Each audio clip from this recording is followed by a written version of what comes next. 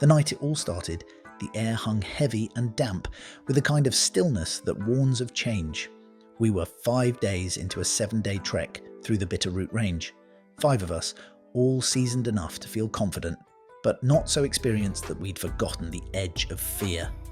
The fire crackled low, throwing orange light across our tired faces as the last streaks of daylight slipped behind the pines.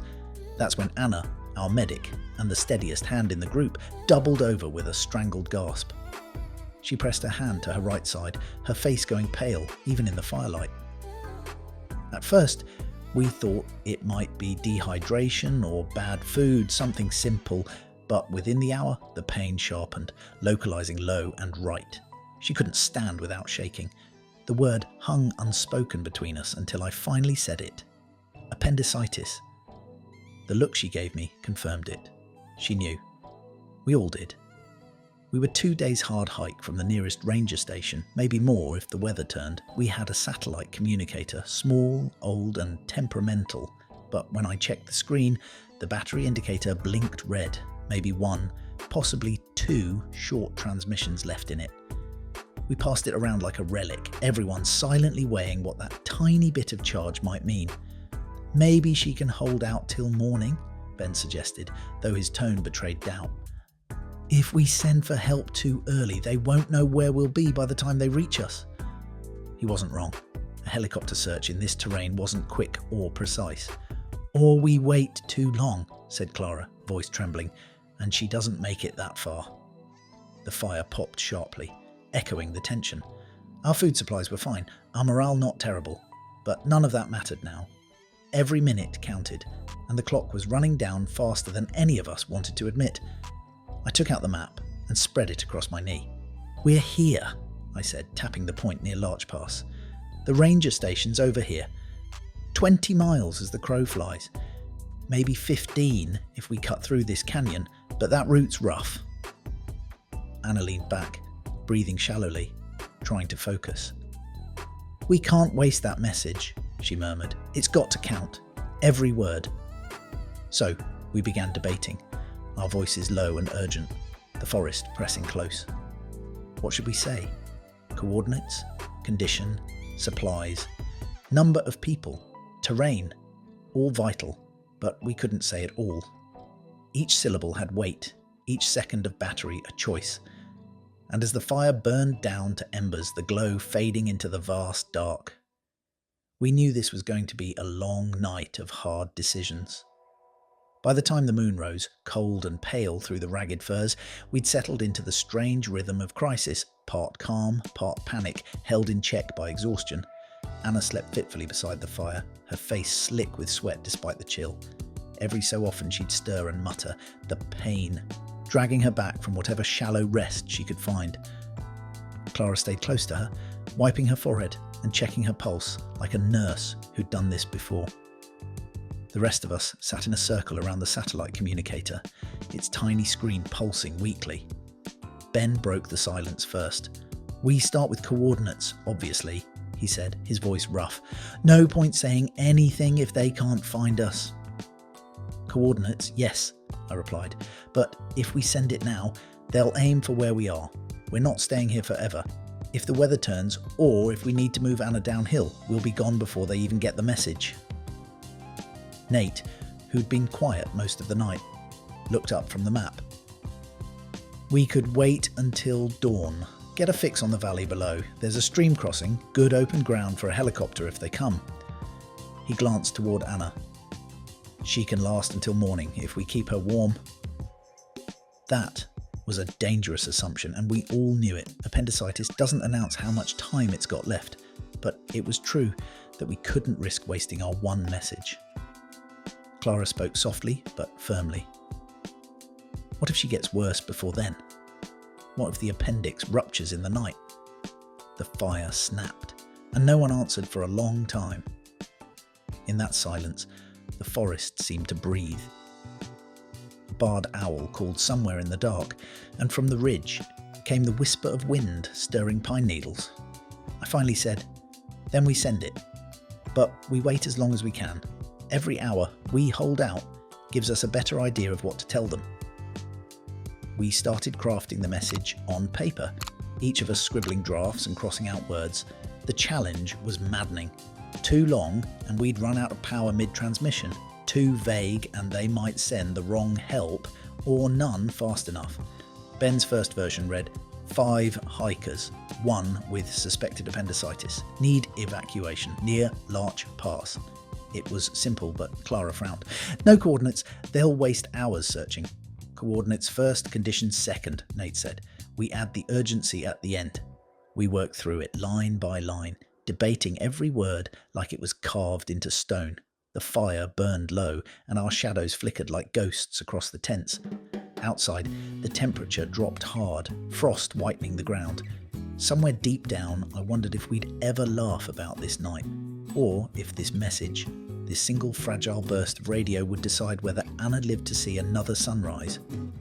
Dawn came slow and grey, the kind that doesn't so much rise as seep through the trees. The air was sharp enough to sting our lungs, and a thin mist clung to the valley below, like breath on glass. Anna was worse, her skin clammy, pulse weak, every breath a shallow tremor. Clara's lips pressed into a hard line as she checked her again. "We can't wait much longer," she said. "It's not just pain now, she's starting to go septic." We all knew what that meant. Time was shrinking fast. The 4 of us crouched over the map again, steam from our coffee mingling with the morning fog. The satellite communicator lay between us like a coiled animal, its red battery light blinking steadily. "All right," Ben said, running a gloved hand through his hair. "Let's nail down what we must include." "Coordinates," I said. "Exact latitude and longitude." "Her condition, suspected appendicitis, possible rupture," Clara added quickly. "Terrain info," Nate said. "We're in dense forest, but there's a clearing by the creek about a quarter mile downhill. If they send a chopper, that's the best landing spot. And we need to tell them how many people we've got," I said, "so they know to prepare for multiple evacuees if something goes wrong." Ben frowned. "That's already too long." He was right. Every word was a mouthful of battery power. We had maybe one clean 30-second transmission before it died. Clara scribbled in her notebook, speaking as she wrote. 5 hikers, 1 critical with suspected ruptured appendix. Coordinates. She paused to check her GPS.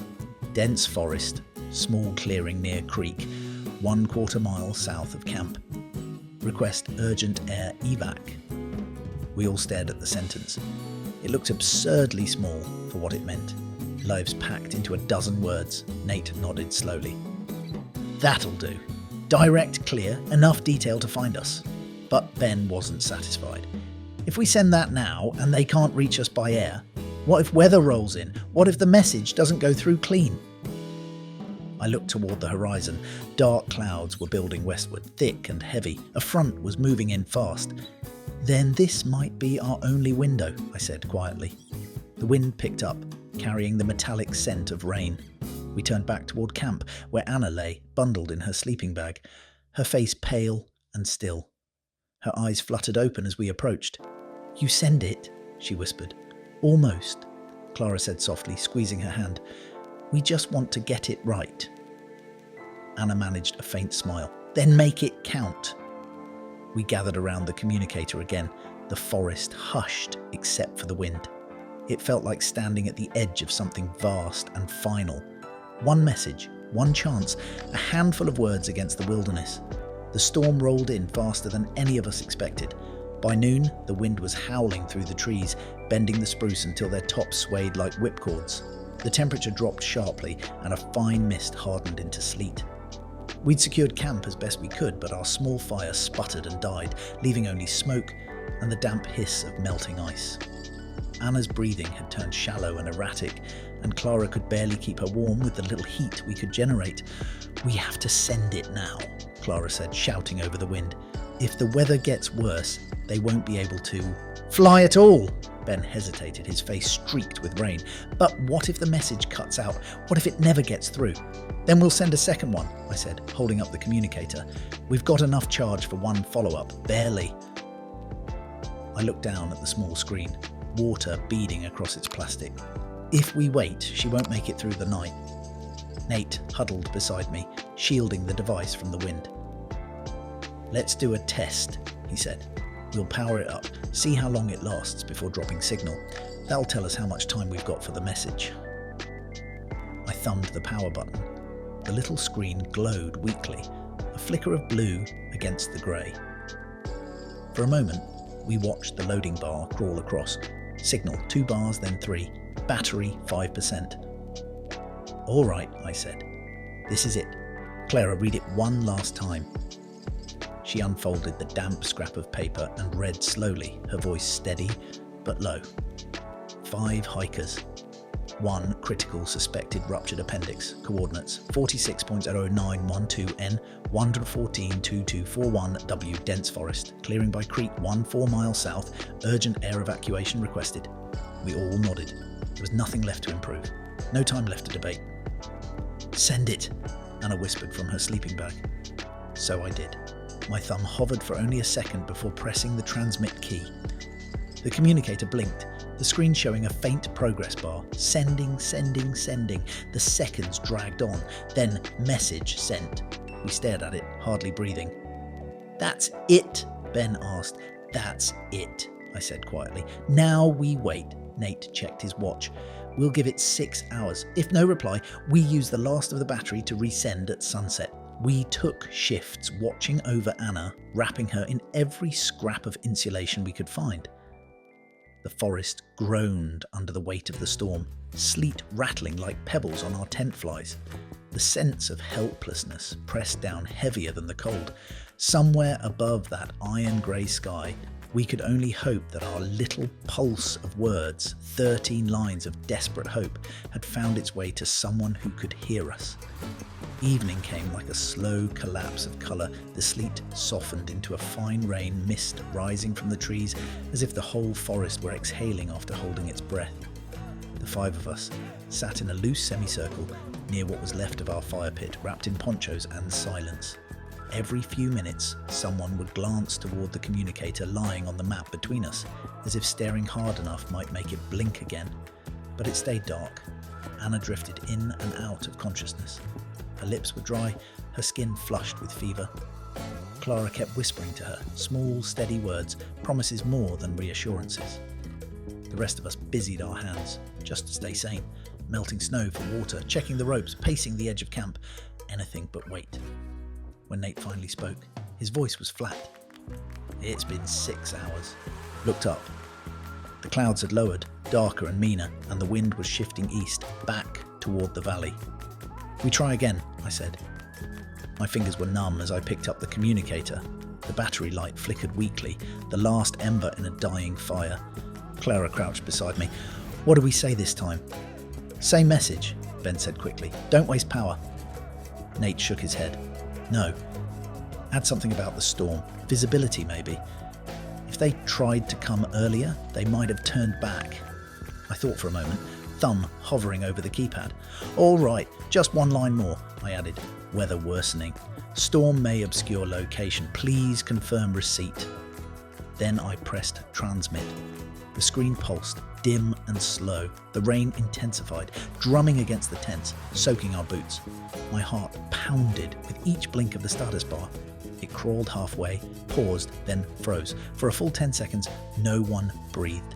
Then the bar jumped to full. Message sent. We didn't cheer, didn't speak. We just let out the kind of breath you don't realise you've been holding.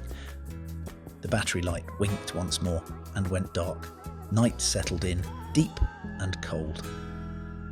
Somewhere far off, we thought we heard a faint thrum, too distant to tell if it was wind or rotor blades. Hours later, when the sound came again, louder this time, Clara's head snapped up. She grabbed her flashlight and waved it in wide arcs through the mist, and then, through the fog, a beam of light swept across the clearing. A helicopter, low and searching.